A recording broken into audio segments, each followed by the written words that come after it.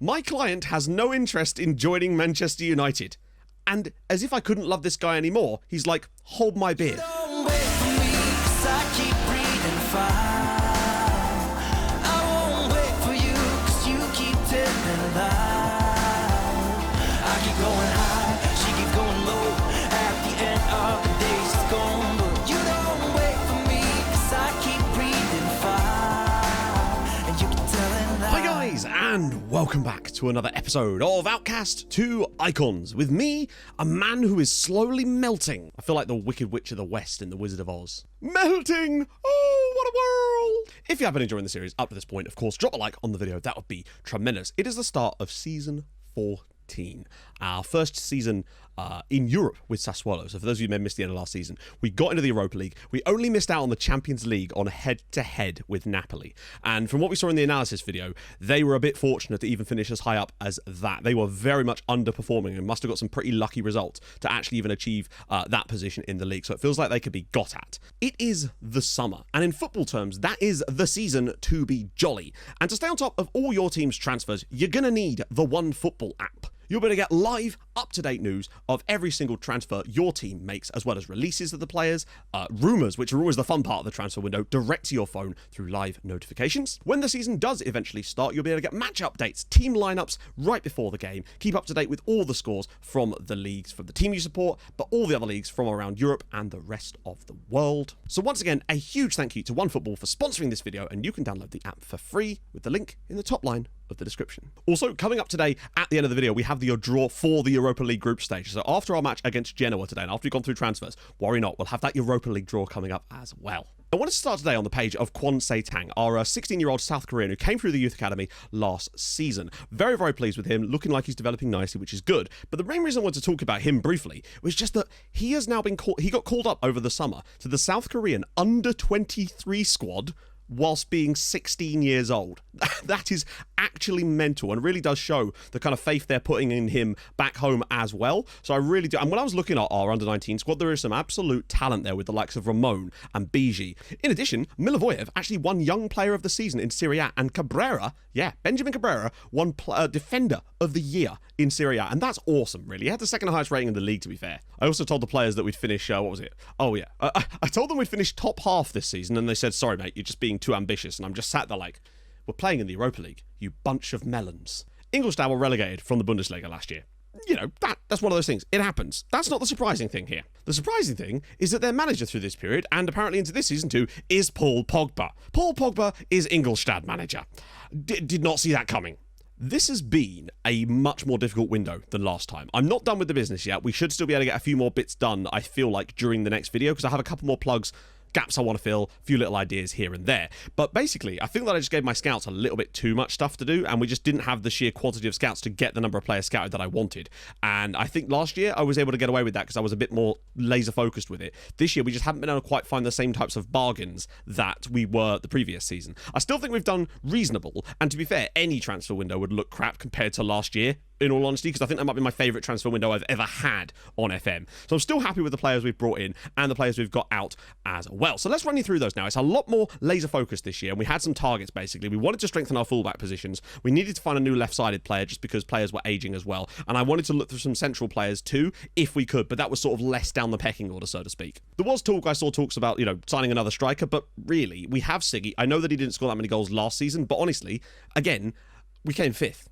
Like, let's not pretend that that's not a good result, and I feel like he was integral to that, even if he wasn't scoring all the time. And Max Lebert, we've saw what he can do, and I think that he is a very capable deputy should we go without Siggy for some games, which I intend to this season. So that's certainly not an area that worries me right now. So, some outs. Gabriele Corbo has gone on loan to Nîmes for the season. They're obviously paying his wages, and they're paying us like a fee that is like 200k a month or something, along those lines as well, to get this done. So I was pretty pleased with that, to be fair. I was thinking about getting rid of him anyway, but when they came in to give him a loan deal, get the wages off the bill, gives us more time. I think there might even be an option to buy at the end of the clause, to be fair. So maybe they'll like him, maybe they take him, I don't know. He's unregistered. Is that for them or for us? Because if that's for them, that's bloody hilarious. Next, Carlo Volpes. He's gone. He's gone to Anderlecht. He was a failed signing, really. I think that he never really had a chance, but then he also ballsed it up in many ways as well. And we didn't really need him last season, I found a lot of the time. And when he did play, he was, as we saw in the analysis video, extremely subpar. And sometimes that just happens. We've taken a slight loss on him. I think we paid 12 million or 10 million in total. We've sold him for 9 million, rising to like 11 in the end to Anderlecht, which I think is a fair piece of business. But more importantly, it gets his huge chunk of wages off the wage bill as well. So I was most happy, honestly, to get that out of the way, because we were allowed to invest in that in other areas, and that's fine. And the last sort of big out is Fausto Fares. Now, I don't think he played a single minute for us in the league last season, but he was still eating up, I think, nearly £50,000 a week here. And they paid a lot of money for him. I think Sassuolo paid like 14 million for this guy. No, they didn't. They did not pay 14 million for him. Okay, they paid 1.8 million, which is actually a pretty solid deal. In the end, we sold him for 2.9 to Werder Bremen. I would have liked more money, but honestly, I just wanted to get rid of him because of the wages. So he went for 2.9 million to Werder Bremen in the end, and that gets another £50,000 a week off our wage bill, because I had to be careful with the FFP situation as well, particularly with us being in Europe. The last thing we needed was a ban, so he's gone as well. And I'm fine with that, to be fair. Now for the ins. And there's some bargains and some interesting ones in here. The first is a strange one. This is Miran Sirk. He's coming on loan from Utrecht. Now, essentially what happened with him was, I'd already brought in a guy called George Bello. Some of you might be familiar with the guy. I think he's an American. He was coming in on loan from AS Monaco. However, when I actually got the loan completed, he would have been a good left-back option for us. I realised that we'd already used our non-EU slot on a player that I'm going to show you in a second, who, yeah, I think is probably the better option just because he's our player. So I essentially had to return that loan and then try to look elsewhere. Now, I was getting a bit desperate at one point in the window. This is not chronological, by the way. And went for a loan deal for Miran Sirk, simply on the case that he was relatively cheap and we could get him for the season. And the main other reason I wanted to bring this guy in was because he can play on this left-hand side for us as that winger, but also can do a job as that in the Mez role. Finishing kind of sucks, but other things he can cover for us.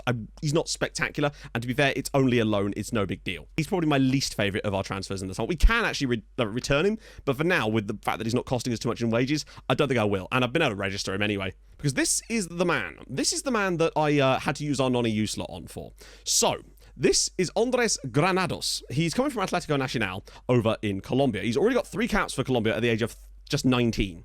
Now, the main reason I had to bring this guy in, this was one of those situations where if we didn't, I would have regretted it for years, because he cost £2.5 million. £2.5 million for this guy. Now, I have a plan with him, and that is that I think he could be the wide playmaker that we've been looking for this whole time. Look how good he is for a wide playmaking role on this right-hand side. I've had him training that role over the summer, and he's adapted to it extremely quickly, but you can just see how well he's settled into that ability. Now, the main reason I wanted to do that is because I felt like we had an abundance of players in this role up here, with Glavash coming back on loan. By the way, he was third place in Rookie of the Season in the Belgian top flight last season, so he's definitely got some techers, so to speak. So I figured that we'd have a lot of competition for that role, but we could either play him here as a Met Salah on attack. He could work in that role quite comfortably. Like, finishing isn't superb, but it's still not too bad either. Or he can fill in this role out wide here. So I think we have an incredibly versatile player in Andres Granados. Now, the reason I didn't loan this guy out, I didn't really talk about this in the analysis video when I showed you him, is because, unfortunately, in order to convince him to join us, I had to give him star player squad status, and I don't think he'd take very well to being loaned out. So, yeah. But essentially, the reason I ended up getting this guy was because when I saw him, I saw that a load of big clubs were interested in him, but they hadn't bid yet. And it was before the season was actually finished and any transfer windows were actually open. So I thought, you know what, we'll take a punt. We put our bid in, triggered the clause, I think it was 2.5 million or roughly something like that. Might not have been a clause. It was around that kind of money that we paid, 2.5 million. I then paid a little bit more in his contract in order to get him to just, sometimes if you can give them a bit more money up front, they'll just take the deal straight away. So I did that, got him, bish bash bosh, done. 5-year deal. I think there might even be an extension clause in there too. So he is in, and I'm extremely pleased with him, to be fair. Just to show you the actual price. Yeah, it was 2.5 million. I think that's a bargain, because to me, if he develops the way I suspect that he could do, we could have a player here that we could sell for 50 million, honestly. Or just keep. Next up is Matteo Belda, who's come in from RB Leipzig. We're paying 4.5 million up front. It will eventually rise to like 8 potentially in the end. But I was mainly looking for a replacement to Emerson when he retires, or when he leaves the club, probably at the end of this season. And this guy came up and he's just solid across the board. He does lack a little bit in the technicals, and I am going to get him to work on that stuff, but he's got solid physicals, decent mentals, good bravery, solid aggression as well, just decent stuff. Nothing spectacular, but he's only 20, bear in mind. Good tackling, good marking, solid passing technique, just really, really solid at the age of just 20 years old. So to get him on a relatively, not cheap, but not exactly over the moon kind of money deal, I was fairly happy to bring a guy like this in to give us a bit more support in those areas. Plus, again, 20 years old, lowering the age of the squad, building for the future. That was always the plan right now. Unfortunately, I do sense that we're still going to be seeing a lot more Benjamin Cabrera this season because I wasn't really able to find anybody. The George Bello guy that I was bringing on loan from Monaco would have been the guy, but unfortunately that deal fell through. I will still be looking for left backs, but they're really, really hard to find right now. And given Cabrera was probably our best player last season, I don't feel quite so bad about having to, put him back in the team again this year, but it does make me wonder if someone that's better than him could perform even better in that role. Now, next up is a weird one. This is a loan. This is Dan Michalchea, who's coming on loan from Inter for the season. Basically, he can play on both sides, and he's more of an inverted wing-back on the left-hand side, but he actually can cover both sides if we need him to. And I was actually looking at him and Belder at the same time, but when the opportunity came in to just give a bit more options in our fullback spots, to get another loan deal in, and we're basically just paying his wages. And that was the key thing for me. They wanted no extra money, just the wages. And I was happy to go for that, because it's another young player, gives us a bit more quality and a little bit more rotation options, because I feel like that's an area where we might well need it this season in Europe. So I was happy to go and do the deal from Inter, bring him in for the season, we'll see. I did look at Ivica Hodak. Inter weren't interested in loaning him to us. However, I wonder if he doesn't get any football by the end of the transfer window, they might be up for something slightly different. So we'll see and maybe revisit that next episode. Now, you're thinking, the left side. Surely you've done something with the left side. I have. This is Merlin Kelly. He's come in from Atalanta. Now, ignore the star rating a little bit for now, because just looking at his pure attributes for that wide spot on the left-hand side. Good crossing, good dribbling, good first touch, technique, incredibly good physicals. He's got great stamina. Pace isn't fantastic, but he's got great agility, acceleration, balance, just to nip past people. And he's called Merlin. But contrary to popular belief, he actually hates magic. So if he even so much as sees a playing card, man is done. But you can also just see that he's just full of pros. Literally no cons other than his jumping reach, but he's 5'6", what do you expect? He's going to be getting forward down that left-hand side for us. Now, he actually took a pay cut to join us from Atalanta, which is kind of maddening. I don't understand how or why he did, but he did. The deal is £7.5 million up front, rising to a little bit more afterwards, which for me is actually a pretty good buy, to be honest. I think £7.5 million up front, and then I think it could go to as much as 11 with all the clauses. But even so, he's immediately worth over £18 million. He was on nearly £70,000-80,000 at Atalanta as well, and actually took a pay cut to join us. So I was extremely happy with that. And I think it doesn't exactly solve the problem, because he is slightly older than I was looking for, and I will be looking for more players to try to go through there in the future. But I think it just strengthens us a little bit and gives us a really solid option on that left-hand side. So this is Merlin Kelly, and he's a Honduran international, nearly 100 caps as well. So that's the current situation. I'm fairly happy with it. It's a lot less bodies than it was last summer. It was a lot more overchurn last year. I think there will still be a few more to come in. We've still got about 8 million in transfer budgets left and a bit of wage budget to go with it, so I can move that around. I still think if I can find the right player, then I'll bring them in. But right now, I'm actually fairly content. And we've got loads of room to register players in the squad as well. That, and when we were looking at our analysis, we found some players that had actually performed better than we thought. So, for example, Lombardi was actually pretty poggers for the most part. And speaking of poggers, actually, we started our new stream save on Saturday, and that went down pretty well. But obviously, I realised that my streaming schedule is a bit weird to some people, which makes perfect sense. So if you do want to keep up with that stuff and you won't be able to catch the live streams, then we do actually upload all the live streams to the second channel, Straight Red Card, I know, which is linked in the description as well, so you can catch up there too. But today, we go away to Genoa. Didn't we play Genoa in, the first game of last season as well? I swear. Or was that Crotone? It was Crotone, wasn't it? It feels like we're constantly playing Genoa. So I sense that there's still going to be a little bit of match fitness, not problems, but it's not going to be superb. Can I auto size them? There we go. That'll try and squeeze these down a little bit. I've just been messing around with these on my other save. So it's not great, but it's not spectacularly bad either. So we'll do a selection device, bring this back in and see where we want to go from there. So Siggy Jonsson, Kelly, Marco Quarto, of course, Pavlich. By the way, we had a bid for Pavlich, a big bid. In fact, I think I might still be stalling it right now, actually. No, I'm not. From Manchester United. £48 million was the initial bid. I didn't even negotiate with them, but the best thing about it was I looked at the box across the top and it said, "My client has no interest in joining Manchester United." And as if I couldn't love this guy anymore, he's like, "Hold my beer." So there we go. So Granados will slot in on that right-hand side, and you can just see that, I think he could do a really stellar job in that position if he keeps going like that. So all in all, very, very happy with that. Cabrera on the left, Uriarte, Milivojev, Michalchea on the right, but we've got Belder in there as well. Plenty of other options to come. I'm happy. So I'm excited about what we can do this year. You just never know, really, do you? So let's go. Remember, after the game, Europa League draw. I don't think we've got much coefficient, so this could be a tough one. We know nothing about tough Europa League draws. I'm sweating so bad. It's 33 degrees in this room right now. So, here we go, away from home. I've been really impressed with some of our form in pre-season, honestly. Now, putting big goals past people is not hugely surprising, but it was the certain players that we were bringing in that were really, putting big numbers up. Away we go. Some new boys in the team here. So, Kelly's a new boy into the team, Granados is into the team, and Mehel Chea is also into the team, but some new boys on the bench as well. I don't know. I think you'll definitely see a couple more signings in the next video to go with it, but I think I'm happy with where we are right now. Very slow start. Granados picks the ball up, though. I'm excited to see what he can do this season. God, he is very small, but he is nippy, and that's the key. Siggy Jonsson. Flans. Across for Kelly. Good little strike there. Well blocked, but we create something here. We've got to be careful as Moro brings it forward. We should just be able to step into his path here. Milivojev just tracking him nicely, and a gorgeous little tackle. Cuarto. Right, here we go. Can he have another quality season? Siggy Jonsson. Back for Granados. Flans. Oh, there was a pass through, baby. Cuarto might go for goal. No, finds Cabrera.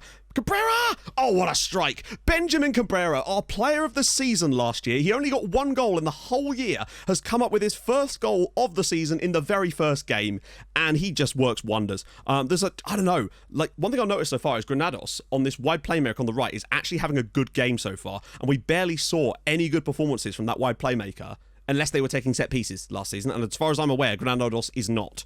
Not a spectacular first half performance from us, but we've quietened down Genoa to literally nothing, and we've scored. That's all I want to see from us right now, and nobody's really playing poorly. Oh, Uriarte actually is kind of Flans. I want to see what Glavash can do with some appearances this season. I feel like he's one for the future, and I want to get a bit of game time out of him. But good ball into the channel for Flans. Can he pull it back? No, but wins the corner. Oh no, Granados is taking set pieces, but hey, if he takes them well, I'll be happy with that. But he's got to stay on his feet and get to the second ball, and Cabrera's this time in. Well played, lads. And maybe one more tackle? No. Fermi's into the box. We should just be able to stand him up here. And there we go. Cabrera goes back and clears. And now Siggy Jonsson, he's got Kelly on the left. Kelly can get on his bike here. He's got runners through the middle. They're dragging a lot of players out towards him. Can he just hold on to it for a second? Whips it to the back post and Flans! Oh, Nicholas Flans. Great run. Granados' ball in. Milivojev's header! And it's a great save from the goalkeeper. Granados again and Milivojev. And a great save from the goalkeeper again. Two brilliant headers from Milivojev. Oh, Pavlich with the free kick maybe. Dinko Pavlich! It's a great save again from the keeper. Moro now with the free kick for Genoa. Side-naying. Startsev. Ball in. Headed away by Milivojev. Lebert will bring this down. Thought I'd give Max a little run out as well while we had the chance. Drops it around the side for Kudus. There's a huge space through the middle. It's Josip Glavash, the youngster. Can he drop it around the side for Mervyn Kelly? Great first touch and a good save again. Not Mervyn, Merlin. That's a way better name. Was that over the bar? 10 seconds to go here. We need basically one more clearance. Cabrera with a great tackle. It's gone through the back of him a little bit there, but once again, Cabrera was just in and just brilliantness. And it looks like it is going to be Genoa 0, Sassuolo 1. So our first win of the season, away from home, just about solid as you would like here. Just defensively stable. Got our goal, possibly could have had another one, but we didn't need it in the end, as we're going to get a 1-0 victory away at Genoa, and that's just the perfect start. You've got to be always a bit careful in games like this, but I think that's just a really well-rounded performance from everybody on the pitch. Nobody really had a particularly poor game. Again, the defenders were phenomenal. I'm happy with it again. It's a good start to the season. That's all we needed. It's literally the same temperature in the match as it is in here. I think it's even hotter in here. Right, Europa League draw. Let's get to it. Europa League draw. Now, obviously, we're a pot 4 side because Sassuolo have, I think they have played in Europe, but not for a while. Certainly not in this save. Maybe, I think 7 or 8 years ago, but the coefficient would have gone by now. So one thing I do want to point out is that I swear they're in here. I swear I saw their name. Yep, Dinamo Zagreb. We could end up in a group with Dinamo Zagreb. I mean, it's like a 1 in 8 chance. So can you imagine? Because they're not in the same pot as us. We're right down here. We're right the way down here. But that being said, I still think there's a good chance that we could get some solid groups when you look at some of the teams in some of these higher pots. So, not really sure what our objectives are for the Europa League this season. It's really just a case of, I'd like to get through our group, but it would really just depend on what group we get. That is really going to make a lot of difference. But I want third, so at least we could play some after Christmas football, which relies on us getting a relatively weak pot 3 team, but we'll see. I mean, looking at this so far, Lille, Valencia, they'd be good groups, although Anderlecht in Group B would be kind of cool. Rapid Vienna in Group B as well. There's some interesting groups emerging so far. I mean, Group D isn't looking too strong either. Hopefully, yeah, that's quite a tough group. What about Group G? Midtjylland, they're a good side, but right, let's see which group Dinamo Zagreb go into. This is going to be kind of very interesting indeed for me. Not that group. Oh, imagine if we got them. Okay, Group C. I'd kind of like to avoid that group, if I'm honest. Just, even though we would get to play Zagreb, I just kind of want to avoid having to play against Zenit and Bayer Leverkusen, potentially. Group G. Oh, Galatasaray, though. Okay, here we go. This is where things get fancy. Okay, maybe Group B. I'd take it. No. Oh, surely not. No? Okay, Group D? No. Oh, this will be tough. Please not Group. Okay, good. This will be even tougher. Oh, come on, man. I swear to God, the group stage draws we've had for the Europa League in this save are utterly mad. Are you joking me? Right, okay. I'd say that's probably... but look at these sides. I mean, I don't know what to say, to be honest, about the group stage draws we've had in this. We've played 3 different group stages in the Europa League in this save, and all of them have had horrendous group draws. No matter what we do. Well, not that we can do anything about it. Wow, crazy. But there you go. I think that our main games in that group are going to be the Rangers ones. If we can just have a better record than Rangers, go Europa Conference League after Christmas and play some knockout football there. I think that's got to be our plan here. And I think we're strong enough to do that. Maybe I'm overestimating Sporting, but I think they're a bloody good side still. So, and Man City in our Europa League group. Oh, lordy lord. It's just a meme now, isn't it? Anyway, so next episode, obviously, we'll start off with actually, I'm not really sure how we're going to structure things, depending on when the Europa League games sort of fall about. So, if you've enjoyed this episode and you're looking forward to our season in the Europa League, then drop a like on the video. That'd be tremendous. If you're new to the channel, subscribe. That'd be gorgeous too. I stream on Twitch Tuesdays, Thursdays, Saturday, so go follow there too. I'll see you guys tomorrow. Thank you so much for watching. Hold your gun. Capybara. Bye-bye.